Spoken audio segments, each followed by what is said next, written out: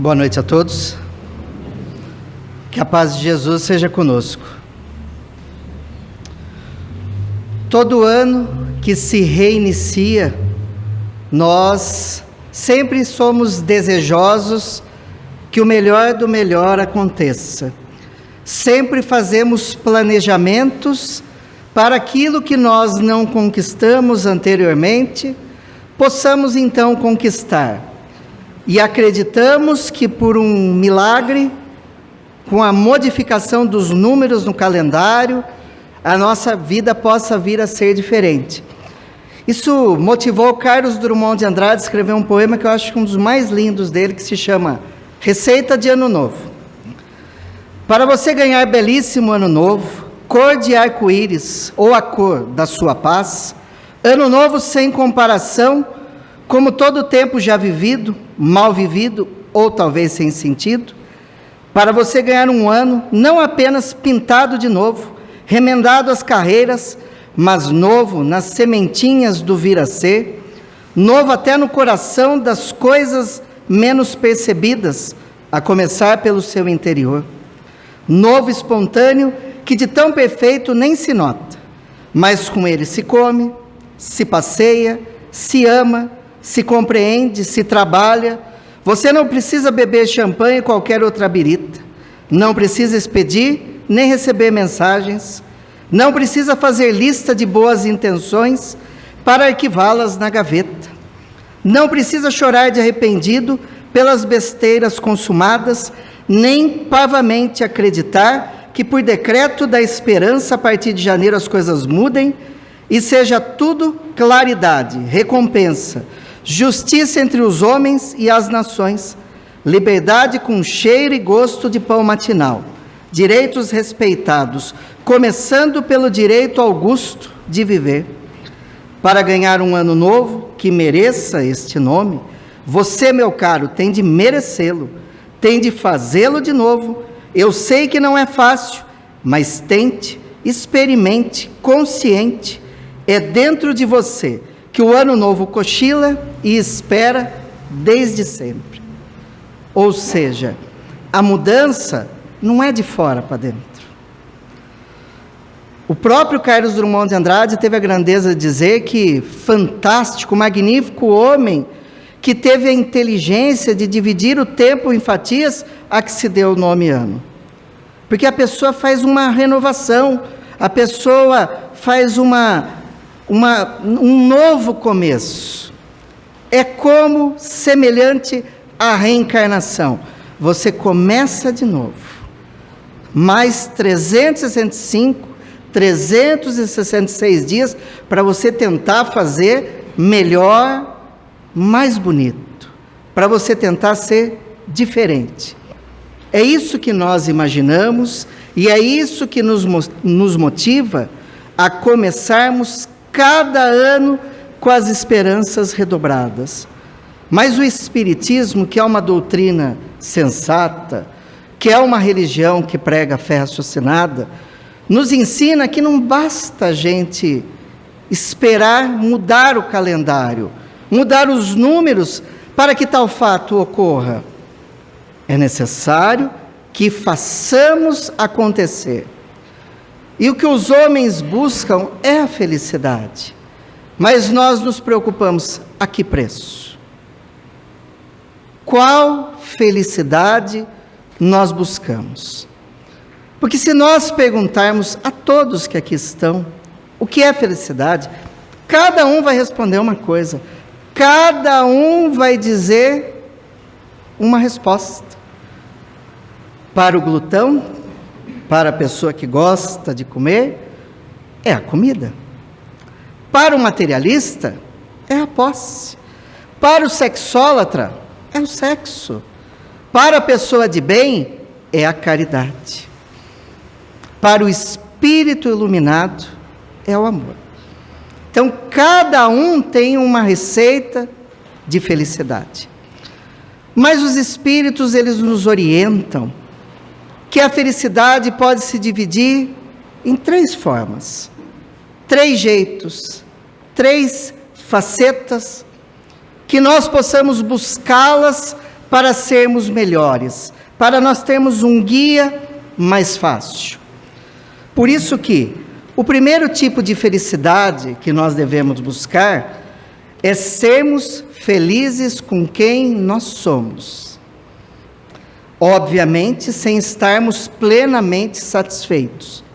Ou seja, a gente tem que ser feliz com quem a gente é. Mas nunca estar satisfeito sabendo que a gente pode sempre melhorar.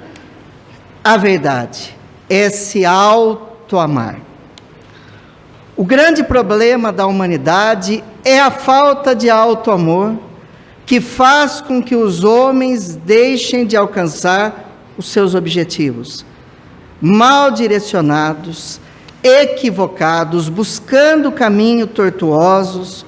Os homens, eles estão fazendo as coisas de forma atrapalhada, de forma enrolada. Anseiam tanto para conquistar os seus objetivos, sem definir quais são esses objetivos. Anseiam tanto em buscar a felicidade, mas não são felizes com quem são. Poucas são as pessoas que se amam verdadeiramente, mas eu falo do auto-amor sem os laivos do egocentrismo, sem a pessoa passar do limite, achando-se superior aos demais, porque sempre tem alguém melhor que a gente, sempre tem alguém mais sábio, sempre tem alguém mais capaz. Mas não é por causa disso que a gente tem que ser diminuído, porque nós temos que sempre fazer o melhor em nossa vida, e fazendo o melhor, nós acabamos nos apaixonando por nós mesmos. Tanto é verdade isso, que, segundo a Organização Mundial de Saúde, nos últimos 15 anos, o número de suicidas é em torno de 1 milhão por ano. 1 milhão de suicídios por ano. E são cerca de 25 milhões de tentativas. 25 milhões. Sabe qual é o número de pessoas que morrem através de guerras urbanas? De guerras, de terrorismo, de violências diversas no mundo? Ultimamente, está dando o número de 1% da população mundial. 1%. Ou seja, é mais fácil você morrer trancado no seu quarto do que atravessando a linha amarela no Rio de Janeiro, ou atravessando as ruas de Bagdá. Porque o homem perdeu o endereço de Deus e esqueceu de fazer a viagem para dentro de si mesmo. Ele deixou de fazer avaliações a respeito do seu caráter, equivocou-se com os valores e perdeu o sentido da vida.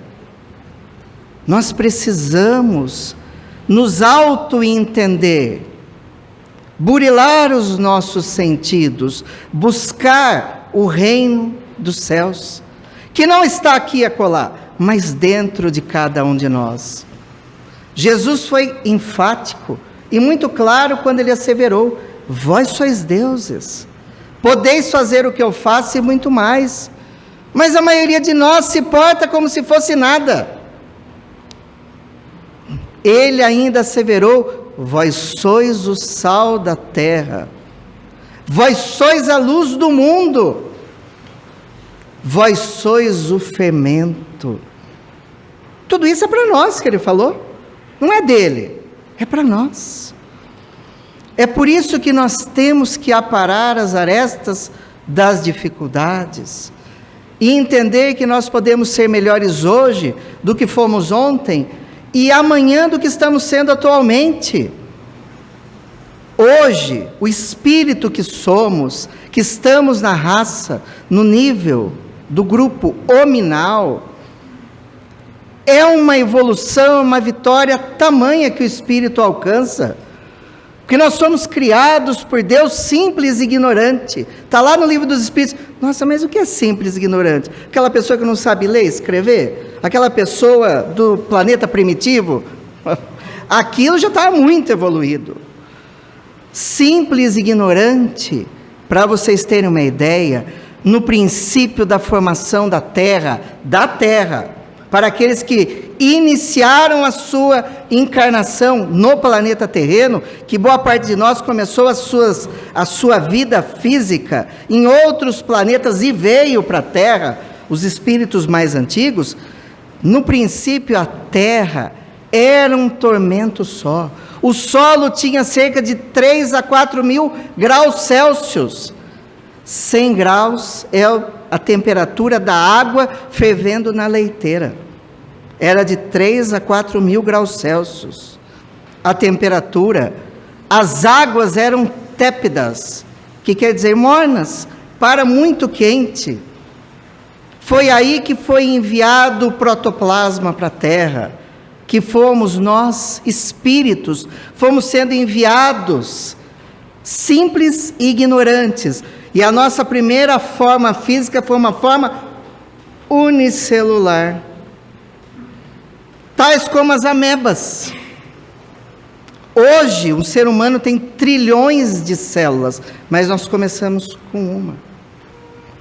De tão inferiores, de tão simples que nós éramos, passamos pelos reinos vegetal, animal, para chegarmos no hominal e até suplantarmos as nossas expectativas, ser deuses, como Jesus asseverou, chegando ao nível divinal ou angelical, que é o nível dos espíritos puros. Mas para isso é necessário que não façamos como soldados que cumprem as ordens muitas vezes sem pestanejar, sem questionar e sem entender e sem concordar. Nós temos que questionar as coisas minuto após minuto, decidir se esse caminho vai ser eivado de espinhos, de seixos, de pedras, se vai ser um caminho dolorido ou se vai ser um caminho melhor. Gandhi dizia que a felicidade, não há um caminho para a felicidade é o caminho. Então nós temos a opção de conquistar a nossa evolução, de nos tornarmos espíritos puros, através de atos felizes, respeitando o nosso próximo, respeitando a nós mesmos, respeitando esse jumentinho, como Francisco de Assis chamava o nosso corpo físico, um jumentinho, que para aguentar nosso espírito, só um jumento forte mesmo, para aguentar tantos atos equivocados que nós cometemos. Se fosse ver, pela nossa corporificação física, esse manto carnal que nós temos, era para durar 150 anos. Atualmente a gente está durando até muito, que nós estamos durando 100 anos. Mas quando se morria com 70, 80 anos, viveu bastante. Porque na Idade Média se morria com 40 anos. Foi aumentando nossa longevidade. Que também não adianta você ter longevidade, ou seja, viver muito tempo, mas viver caindo aos pedaços. Ai, tenho 100 anos, não anda, não fala, não faz nada. Mas não adianta. Mas nós podemos mudar? Nossa, se nós podemos mudar. A alimentação, tem medicações para isso. A atividade física. Práticas de meditação. A prática do bem. Nós produzimos um elemento chamado beta-endorfina, que é um elemento milagroso, curativo, que não existe em nenhuma farmácia, mas que nós produzimos, que é um elemento analgésico, mais potente que a morfina e a codeína, que mata as nossas células cancerígenas, que fortalece o nosso sistema imunológico, que nos dá paz de espírito e tranquilidade, aumentando a nossa longevidade com qualidade de vida. Sabe em que situações nós produzimos a beta-endorfina? Quando nós fazemos atividade física, quando nós fazemos amor e quando nós fazemos humor.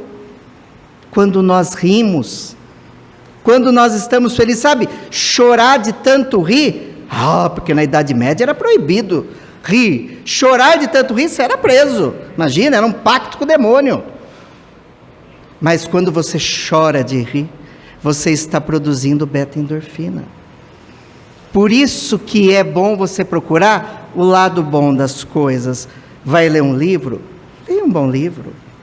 Vai escutar uma música? Escute uma boa música, pelo amor de Deus. Vai assistir um filme? Assista algo que te faça feliz. Não aquelas desgraças que tem por aí, gente. Jornal. Se puder, não assista nenhum. Porque se requenta a notícia 20 vezes ao dia. Quer saber? Saiba uma vez. Pesquise uma vez na internet. Veja as informações para você ficar informado, que a gente não pode ficar oblíquo. Mas não veja mais. Não precisa. E outra coisa, gente. Para de assistir esse programa das tardes da semana, que geralmente os idosos aposentados adoram assistir, as donas de casa. Que se você pegar e apertar a televisão, começa a sair sangue. Para que isso? Isso é um sadismo que o ser humano tem de buscar desgraça, que as benesses são maiores que as desgraças, mas a desgraça vem demais. É por isso que ela aparece mais.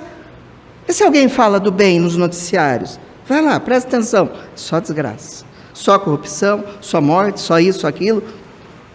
Eu acabei de falar aqui que as guerras, violência urbana e terrorismo, e os outros tipos de violência, matam 1% da humanidade por ano. 1%. E o pessoal morre de medo ao sair na rua. Não é assim que funciona. É que a propaganda faz com que as pessoas se desesperem. E se desesperando, vem o terror, vem o desamor, vem a desesperança. Conta uma história que um homem de muitas posses, ele precisava de um jardineiro para sua mansão.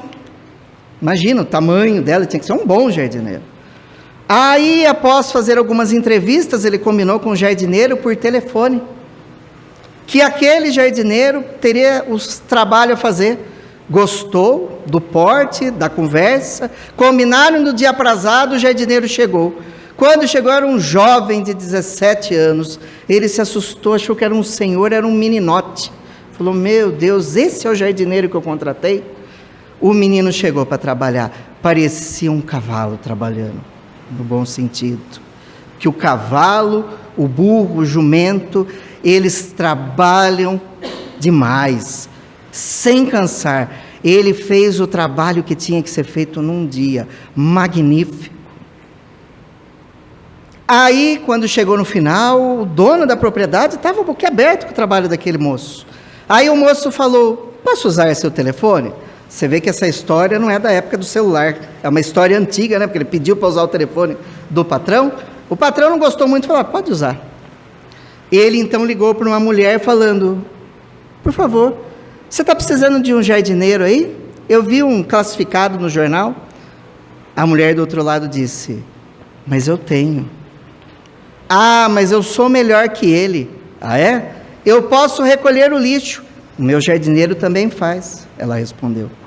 Mas eu posso pegar e cuidar das ferramentas, colocar óleo, limpá-las. O meu jardineiro também faz isso. Mas eu posso fazer muito mais e melhor que ele. Posso até cobrar mais barato. Mas o preço que o meu jardineiro cobra é um valor justo. Me desculpe, mas eu não quero você. O que está fazendo o trabalho para mim é excepcional.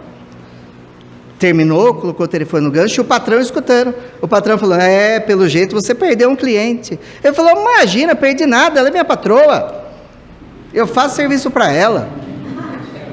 Eu só estava testando para saber se ela estava gostando do meu serviço. Vocês já imaginaram se a gente fizesse isso com a nossa esposa? Com o nosso esposo?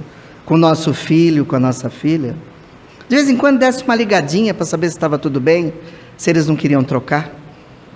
Nossa, quanta gente quer falar, ai, correr, não pode.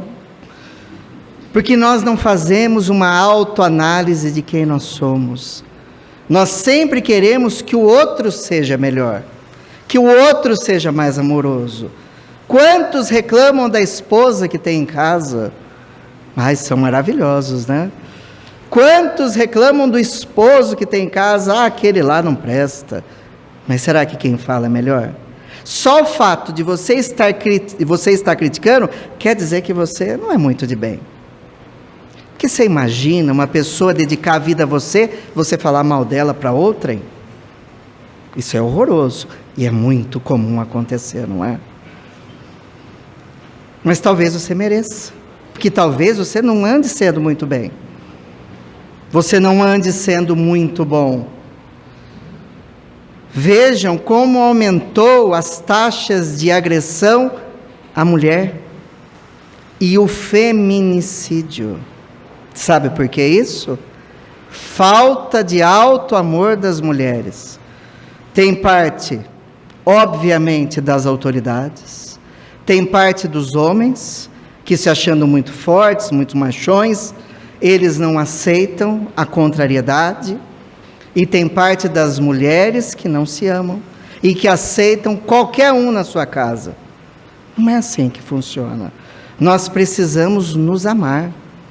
As mulheres, vocês mulheres, que são 60%, 70% do público de uma casa espírita, não aceite qualquer traste em casa, não. Aceite um homem bom, que seja útil, que não te ajude a fazer as tarefas, mas seja seu companheiro, porque a casa também é dele, não é só sua, não. Aquela época lá que a mulher tomava conta da casa, e o marido trazia dinheiro para casa, mudou. Existem casos que a mulher que traz dinheiro para casa é o homem que toma conta. O homem brutamontes, não tem mais espaço para esse tipo de homem. O homem tem que ser dócil e gentil. E homens, falem para as suas mulheres que vocês as amam. Ah, mas ela sabe. Mas a mulher precisa escutar. Porque se ela te cobra e você fala, mas você já sabe. Fala, mas eu quero ouvir. Querem ou não querem, mulheres que aqui estão? Não? Sim ou não? Nossa, só 3 ou 4, ninguém mais quer ser amado aqui? Credo, meu Deus do céu. Vocês estão precisando de um bom homem na casa de vocês, viu? Estão precisando, Ave Maria. O pastor Cláudio Duarte conta, gente, que uma mulher foi procurá-lo que ela ia casar. E ele falou, e como é o homem? É bom, minha querida. Ah, ele é ótimo, ele só tem um probleminha. É aí que reside o problema, o probleminha. Qual é? Ah, ele de vez em quando bate na mãe dele. É só um probleminha, leve. Só isso. Demais ele é honesto, trabalhador.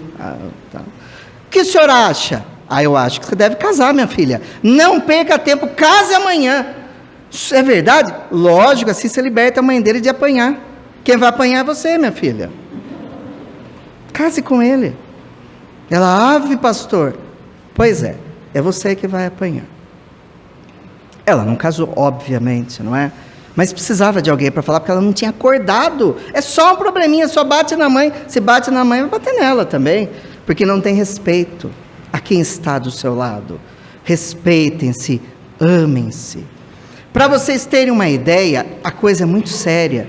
Que nós precisamos nos amar a tal ponto que o nosso desamor modifica o nosso íntimo. Modifica o nosso perispírito e modifica o nosso corpo físico, as nossas glândulas, o nosso sistema nervoso central. Um professor, um médico endocrinologista, ele fez uma pesquisa que eu acho que é alarmante, que vai assustar muita gente. Júpiter Viloz Silveira, que ele é endocrinologista e vice-presidente da Associação Médico Espírita de Londrina, no Paraná, minha terra natal. Ele fez uma pesquisa a respeito da hipertensão. Que muitas pessoas acham que a hipertensão só pode ser renal, glandular ou cardiocirculatória. Mas existe uma hipertensão que se chama essencial. Que ela advém da psicologia da pessoa, do estado mental. E ele se baseou nas pesquisas do cardiologista Antônio Carlos Costardi, que ele definiu numa experiência junto com Júpiter Villós, através de uma experiência em Londrina mesmo, com 50 pessoas, da idade dos 20 aos 50 anos, pegando o histórico daquela pessoa, fazendo exames clínicos, averiguando qual é a característica dominante. Cada um de nós tem uma característica dominante. E ele verificou que as pessoas que têm hipertensão, geralmente, são dominadoras. E o que acontece? A pessoa dominadora, quando não consegue dominar aquele que quer submeter, há um rompimento. Ela fica irada, fica com raiva, e essa raiva vai ao corpo provocando a hipertensão. E nessa pesquisa eles definiram que, isso é muito interessante, que desses 50, a intolerância e o comportamento dominador obtiveram um perfil de 100%.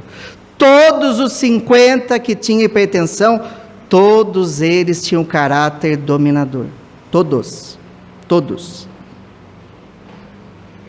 E pesquisaram a baixa autoestima. 90% tinha baixa autoestima. Então, muitas vezes a gente acha que a hipertensão é fruto de alimentação e tal. Pode ser. Mas na maioria das vezes é aqui. É a pessoa que quer controlar os outros e muitas vezes não consegue. E na ruptura, ele desestabiliza o seu perispírito, que é o corpo espiritual, e faz desandar o seu corpo físico. Isso é uma pesquisa científica, gente. Então a gente tem que mudar o nosso estado de espírito. E se nós amamos, nós devemos libertar, não aprisionar, não subjugar, muito menos nos subjugar, nos aprisionar, ficando num relacionamento ruim, com medo de não ter nenhum. Nós somos muito melhores que isso. Por isso que nós temos que ser felizes com quem somos, mas sempre tendo a possibilidade de modificar. O segundo tipo de felicidade, meus irmãos, é ser feliz com quem você está, com a pessoa que está do seu lado. Isso é muito importante.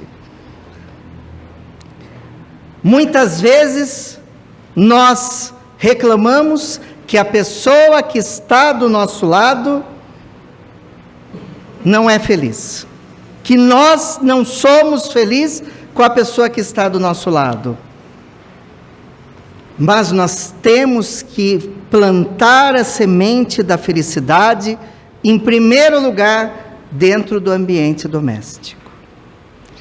Muitas pessoas saem de suas casas para fazer tratamento, terapia, buscam um núcleo religioso, são maravilhosos fora de casa, chegam à casa espírita, são sorrisos, abraços, alegria, gracejos, gratidão, mas em casa são tiranos domésticos. Emmanuel, no livro Consolador, asseverou que a primeira escola do mundo é o lar.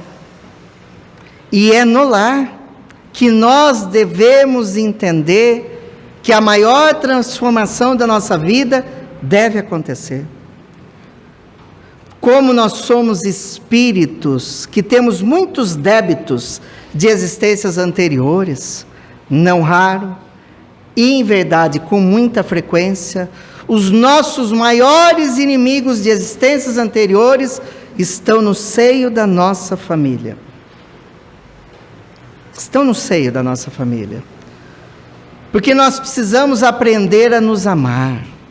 Porque nós precisamos aprender a parar as arestas e entender, estamos fazendo a nossa parte? A outra pessoa está fazendo a parte dela?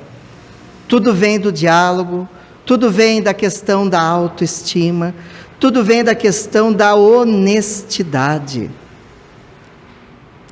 Diz que uma vez um rei perguntou a um sábio: qual é o dia mais importante? Qual é a pessoa mais importante?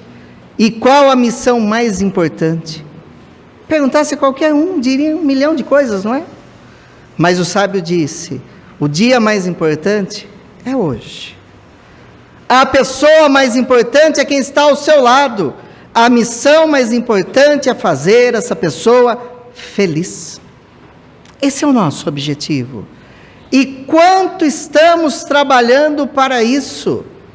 O que estamos fazendo dentro do nosso próprio lar?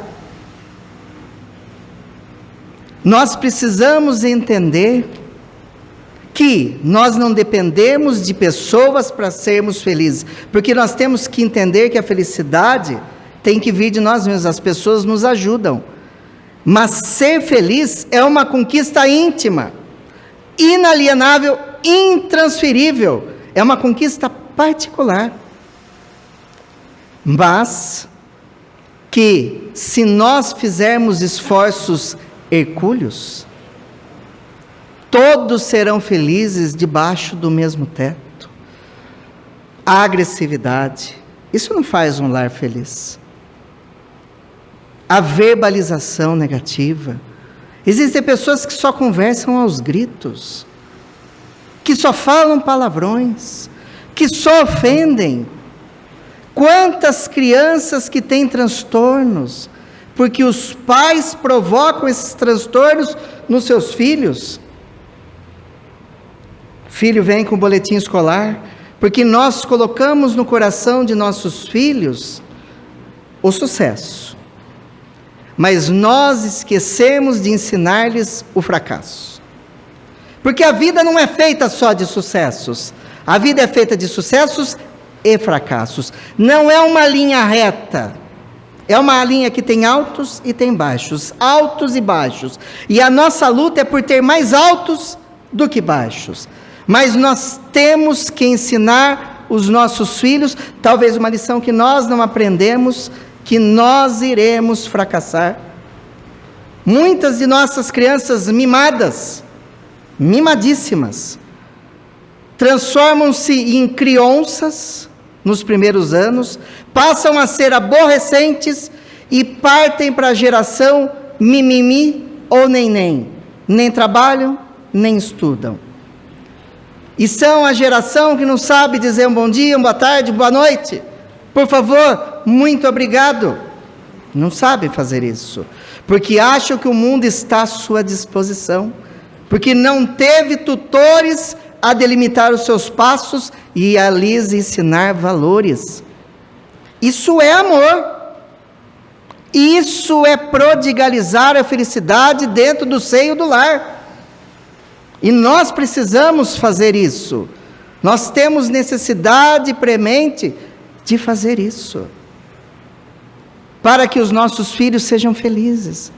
Mas aí o que acontece? Em todas as matérias, na escola, que sejam os melhores na universidade, formem-se com louvor, que entrem na empresa e sejam gerentes, diretores, ganhem 10 mil por mês, tenham mansão, iate, carro. Essa é a fórmula de sucesso que todo final de ano se pede na passagem. Muito dinheiro no bolso e saúde para dar e vender, não é isso? E se eu não tiver muito dinheiro no bolso, eu não vou ser feliz? Nossa, então um monte de gente vai ser infeliz, né? Porque a maioria não tem dinheiro no bolso. Outro dia eu parei no sinaleiro, um mendigo veio pedir para mim dinheiro, moeda. Eu falei, desculpa, eu não tenho nada. Parecia que era uma desculpa. Virei para minha esposa e falei, se bobear, ele tem mais moeda do que eu na carteira, porque eu não tenho nada. E não tinha mesmo. Tinha. Na carteira não tinha nada. Então quer dizer que a gente não vai ser feliz porque não tem nada na carteira? Porque não tem dinheiro? E saúde para dar e vender. Ah, mas então eu tenho que ser saudabilíssimo para ser feliz. E quem tem doença crônica faz como? Abandona a vida? Vive lá com um paninho em cima da perna? Que nem um monte de idoso que fica em frente de casa esperando a morte chegar? Com um paninho em cima da perna? Sabe, o cobertor? Não. Existem técnicas para você conviver com a dor. E para você ser feliz. Vocês sabiam que se a partir dos 50 anos, um homem ou uma mulher realizar musculação, fortalecendo os músculos, ao chegar aos 80 e 90, vão ter a vitalidade de um jovem, não vão ter aquele negócio, que dói as costas para pegar alguma coisa no chão, que vai abaixar dói, que vai fazer dói. Dói porque sua musculatura está fraca. Mas se tivesse cuidado, olha, parece um menino. Por isso que a gente vê um monte de gente forte por aí, porque se exercita. Mas mais que isso, porque tem paz de espírito, porque tem bons pensamentos, porque faz acontecer a felicidade dentro do próprio lar. Imagina a criança chega com um boletim, está lá 7, 8, 6, o pai fala, burro, isso é nota para se trazer. Por que tem que ser o melhor? Não pode ser o terceiro ou o quarto? Esse é o objetivo. Ser mais dócil, mais feliz com quem está do seu lado, respeitando, fazendo valer a pena a existência, sendo feliz consigo mesmo, sendo feliz com a esposa, com o esposo que tem, com os filhos que tem. Tem dificuldade? Tem, mas a gente é maravilhoso? Não é. Isso se chama resiliência, gente. Resiliência é se adaptar às dificuldades do mundo e seguir adiante. Conta uma história que um joalheiro estava na sua loja, vazia, não entrava ninguém, quando viu uma criança com o nariz espremido na vidraça. A criança devia ter seus 6, 7 anos. Ela pegou, saiu da vidraça, entrou e falou, moço, sabe aquele colar, um colar de turquesa, lindo, maravilhoso, eu quero comprar aquele colar. Ele falou, você quer? É, porque hoje é aniversário da minha irmã, é da cor dos olhos dela, e ela cuida tão bem da gente desde que mamãe morreu, que eu quero dar de presente para ela. Mas quanto dinheiro você tem? Ela, toda feliz, orgulhosa, tirou um lencinho do bolso, tudo cheio de nó, desfez os nós, tirou umas moedas e entregou para o joalheiro e perguntou, isso dá? Ele olhou, não falou nada, guardou as moedas, pegou a joia, mostrou para ela, fechou, e embrulhou com o embrulho vermelho, fez um laço dourado, falou, leve para sua irmã e deseje-lhe parabéns. Ela levou. No final do dia, uma moça linda, com olho exuberante, cor de turquesa, adentrou a joalheria, muito ensimesmada, com o embrulho desfeito e disse, minha irmã comprou essa joia aqui?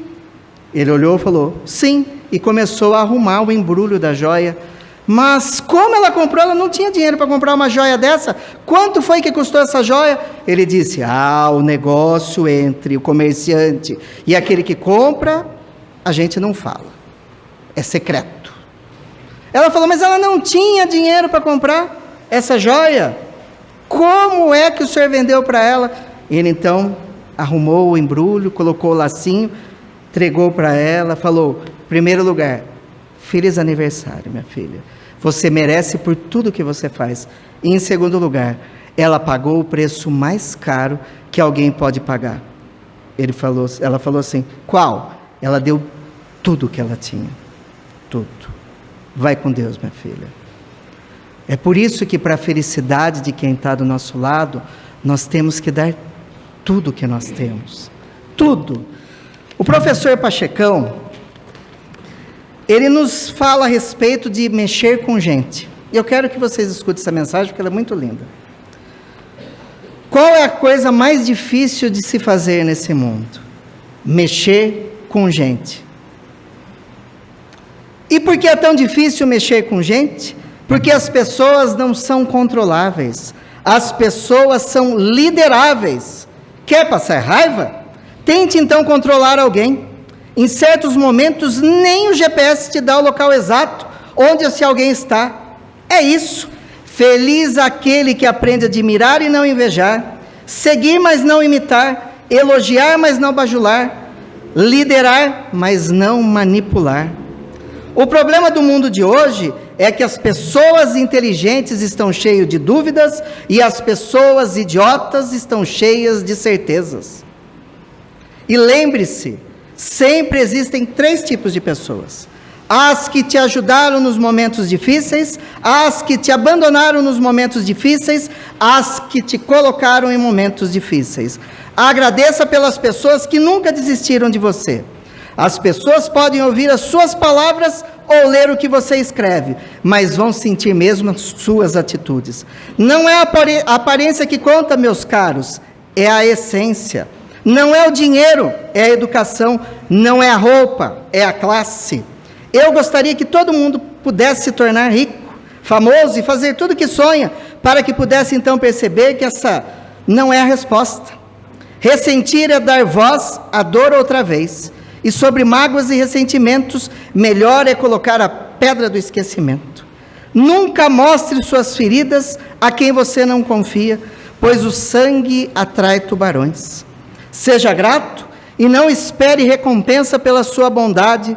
Ser grato é não esperar recompensa pelos gestos nobres, é um dos segredos da boa convivência. A gratidão é uma virtude não inerente ao ser humano, é ato espiritual e o seu reconhecimento vem do céu. Façamos felizes as pessoas que amamos. E finalmente, para finalizar, ser feliz com o que você tem, sem ganância, porém com ambições saudáveis. Nós podemos ter dinheiro, porque tem gente que acha que para você ser um espírito iluminado e evoluir, você tem que ser um miserável de pé no chão. Não, isso é ser um fardo para a humanidade. É diferente. Você pode e deve ter ambições na vida e querer ter as coisas, mas você tem que entender que o melhor é ser, não ter. Porque se a posse, se ter bens fosse o segredo da felicidade, Jesus seria um fracasso de Deus, porque ele não tinha uma pedra para recostar a cabeça. E ele mesmo disse que as raposas têm suas tocas, as aves têm seus ninhos, e o Filho do Homem não tem uma pedra para recostar a cabeça. Eu posso ter? Posso, mas isso não vai me trazer felicidade, vai me dar conforto. É diferente. Porque quando eu me apoio num bem para ser feliz, a felicidade passa, porque ela é efêmera, ela é rápida, não é duradoura. Tanto é que nós podemos ver que na filosofia grega havia controvérsias quanto a isso. Epicuro, que nasceu no ano 341 a.C., ele pregava o epicurismo, uma evolução do hedonismo, que seria a busca pelo prazer, ou seja, um materialismo. Você tinha que ser feliz tendo as coisas, tendo prazer, fugindo da dor. Esse era o objetivo, era o materialismo. Então quer dizer que eu vou ser feliz com a saciedade dos meus prazeres, das minhas necessidades. Pergunta uma pessoa que tem um carro novo, quanto tempo dura a felicidade dela? A felicidade não dura nem enquanto o cheiro de carro novo não vai embora. Tem pessoa que vende o carro, troca ele com cheiro de carro novo ainda. Sabe aquelas pessoas que falam, todo ano eu troco de carro, porque senão dá manutenção. É uma bobagem isso, não é? Vai trocar de carro, pagar 40 mil de diferença num carro igualzinho àquele, porque mudou um detalhe no farol, que é que as empresas fazem. Ah, mas o ano é 2020, não é 2019. Isso é uma bobagem. É uma ilusão que as pessoas têm na cabeça. Porque elas se prendem a isso. Conheço pessoas que, se não trocar de carro todo ano, que desgraça, a vida acabou. Nossa, mãe do céu, um absurdo. E do outro lado da filosofia grega, tinha um outro filósofo que nasceu em 404 a.C., que se chamava Diógenes, o cínico. Mas não é que ele era cínico na acepção que a gente conhece. Era um grupo de filósofos que eles abriam mão das riquezas, eles eram desapegados de tudo que era material. Isso era um cínico, na época da Grécia. Ele, para vocês terem uma ideia, chegou um momento da vida que ele abriu mão da sua casa, de tudo, e vivia num barril no meio da rua, junto com cachorros. Aí ele saía com uma lanterna e todo mundo perguntava, de dia e de noite, o que você faz? Procuro um homem de bem, um homem honesto. Ave Maria. Ia ficar até hoje, né, com a lanterna girando lá. E ele ficava com a lanterna, e ficava com a lanterna. E foi um dos sábios, dos filósofos mais fantásticos da Grécia Antiga. Para vocês terem uma ideia como esse homem era fantástico. Ele estava na sua tapera antes de ir para o seu baú lá, para o seu barril que ele morava no meio da rua. Ele estava lá e vivia numa pobreza nem franciscana, era muito pior que franciscana. Alexandre Magno chegou em Corinto, onde ele morava, na Grécia, disse ao rei de Corinto que Diógenes era seu mestre, que se Diógenes fosse vê-lo, ele iria poupar Corinto e não ia destruir Corinto. Ele falou, tá bom. O rei foi procurar Diógenes e falou, Alexandre o Grande, que conquistou o mundo, quer te conhecer, porque você foi mestre dele. Ele falou, mas eu não quero conhecer ele. Não, mas se você não for, ele vai destruir Corinto. Que importa que destrua? Pelo menos a gente não fica mais preocupado se vai destruir, já destrói de uma vez. Ele era totalmente desapegado, tudo meio louco, né? Aí voltou triste, falou, vão acabar com Corinto. Chegou lá, falou para Alexandre o Grande, falou, nossa, mas esse homem é louco, mas é corajoso, eu vou conhecê-lo. Reconhecê-lo. Pegou e foi na tapera dele. Chegou lá, abriu a porta com os braços e falou, Diógenes, sou Alexandre o Grande e quero te convidar para você ir comigo, eu conquistei o mundo. Você será o meu filósofo, de todos os bens que eu amealhei, você ficará com 50%. Você topa ir comigo? Assim, com os braços abertos na porta. Diógenes levantou, empurrou ele e falou, como é que você pode me dar aquilo que você não tem? Vai embora daqui. Alexandre o Grande falou, esse homem é demente, não é possível, eu sou o dono do mundo, o conquistador, ele está me empurrando. Aí que ele foi entender que ele estava com os braços abertos na porta, impedindo que o sol entrasse. E o sol ele não podia dar para Diógenes. Ele achou tão demente, mas tão corajoso aquele homem, que Alexandre o Grande foi embora de Corinto, esqueceu de destruir Corinto, esqueceu de destruir ele, respeitou e foi embora. Em alguns anos, Alexandre o Grande morreu, mas Diógenes ficou e morreu com 70 anos. Ele pregava abrir mão de tudo. Também não é assim, né, gente? Era um exagero. Então, nem ser o mais miserável, nem buscar só ter as coisas. Ser feliz com o que se tem, sem fazer extravagâncias, sem ter exageros. Eu posso ter? Posso, que bom. Mas isso não vai fazer a minha felicidade acontecer, porque a felicidade não está no ter, a felicidade está no ser. Isso é o mais importante. Meus irmãos, no final dessa história da felicidade, a gente só vai entender uma coisa, que nós podemos fazer a felicidade acontecer. Imaginemos que, pensem bem, olha que legal, se nós tivéssemos R$ 86.400 na nossa conta no banco, seria bom, não é? Muitos até têm, mas muitos não têm. E que todo dia a gente tinha que usar esse dinheiro, senão ele acabaria, no outro dia seria depositado mais R$ 86.400. Seria bom, não seria? Mas nós temos uma conta nesse banco. Esse banco se chama tempo. Nós temos todos os dias 86.400 segundos para fazer tudo o que há de melhor. Sorrir, chorar, abraçar, conquistar novos valores. O tempo está a nosso favor para fazermos as coisas melhores da vida. Se você acha que o tempo não é tão importante, para você saber o seu valor definitivamente, pergunte para saber o valor de um ano a um garoto que teve que repetir a sua série escolar. Para saber o valor de um mês, pergunte a uma mãe que teve um filho prematuro. Para saber o valor de uma semana, pergunte a um redator de um jornal semanal. Para saber o valor de um dia, pergunte às pessoas que têm tarefas árduas a realizar nesse dia. Para saber o valor de uma hora, pergunte aos amantes que não veem a hora de se encontrar. Para saber o valor de um minuto, pergunte àquele que perdeu um avião. Para saber o valor de um segundo, pergunte àquele que escapou de um acidente. para saber o valor de 1/10 de segundo. Pergunte a um atleta que ganhou a medalha de prata nas Olimpíadas. Porque o tempo é tudo aquilo que nós fazemos dele. E nós só damos valor quando perdemos. Quantos abraços eu poderia dar? Quantos beijos eu poderia beijar? Quanta felicidade eu poderia realizar? Perdendo tempo com bobagens.